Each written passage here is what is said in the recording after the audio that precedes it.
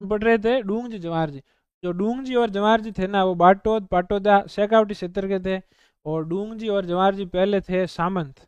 लेकिन जब अंग्रेजों ने सामंतों से अधिकार छीन लिए ना, तो उसके बाद में बान लागो कि भाई हम सामंत में अड़ी कोई घनी मजूरी वाली बात है को नहीं। तो वो बन गए डाकू। और वह गरीबों और अंग्रेजों से धन लूटते और धन लूट कर आम जनता में बांट देते थे। इसलिए उनको रॉबिन हुड कहा जाता है। ठीक है, क्या कहा जाता है? Robin hood. तो एक बार होली की बात है, डूंग जी आगरा की जेल में बंद थे। और डूंग जी की जो पत्नी थी, उन्होंने ताना दिया जवाहर जी को कि थे तो अट मजा कर रहा और डूंग जी मारे जगह आगरा की जेल में बंद है। अब बात जवाहर जी ने दौरी लगी। और जवाहर जी जगह आपका साथी हा लोटू जी, निठरवाल, करुणा भील और आदि जो भी साथी थे, उनको लेकर के चले गए आगरा। और आगरा की जेल के पास जाकर के डेरा डाल दिया। ठीक है, लेकिन ये होया करे कि देखो जेल और जो रक्षा विभाग की जो संपत्ति होती है ना, आर्मी एरिया वगैरह, बट हर कोई आदमी डेरो डाल नहीं सके। तो वहाँ पे सैनिक आए और बोले कि भाई यहाँ पे डेरा कैसे डाल रहे हो? तो उन्होंने कहा कि हमारे हिंदू धर्म में ये होता है कि अगर किसी की मृत्यु हो जाए ना, तो उसके बाद में 12 दिन किया जाता है, जिसे बाहरिया कहा जाता है। ठीक है। तो फिर हमारे जो साथी थे, यानी कि जो दूल्हा था, उनकी यहाँ मृत्यु हो गई है। तो जहाँ भी मृत्यु हुई है, हम 12 दिन अपन यहीं रुकेंगे। तो उनके साथियों के साथ वो 12 दिन वहीं रुके।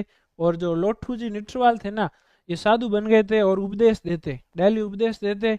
लोग आते, उपदेश सुनते और चले जाते।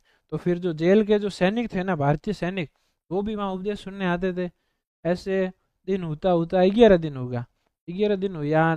एक जो भारतीय सैनिक था, वो आकर के बोला लोठू जी को कि गुरुजी, ऐसा कि आप मेरे घर चलो, मैं आपको भोजन करवाना चाहता हूँ।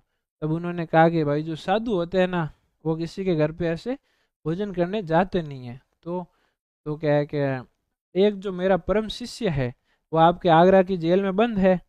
तो फिर मैं चाहता हूँ कि मैं उनसे एक बार मुलाकात करूँ। तो उन्होंने कहा कोई दिक्कत नहीं है, चलो मुलाकात करवा लेता हूँ। इस तरह उन्होंने डूंग जी से वहाँ मुलाकात की। और डूंग जी को जाके बोला वत्स। उनको समझ में आ गया कि भाई है तो अपने पाइलो ही है। ठीक है।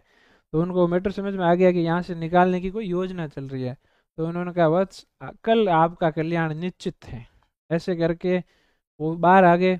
और बाहर आकर के उन्होंने जो अंतिम दिन था 12वां, जो गरुड़ पुराण वगैरह वाँचते हैं ना हिंदू धर्म में, वो वाँची। और अंत में प्रसादी का आयोजन किया। प्रसादी जिमाई हैंगा नहीं।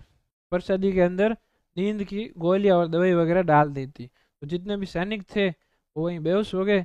और जो लॉर्ड जी और जो थे जवाहर सिंह जी, वो अपने साथी डूंग जी को वहां से रिहा करवा देते हैं।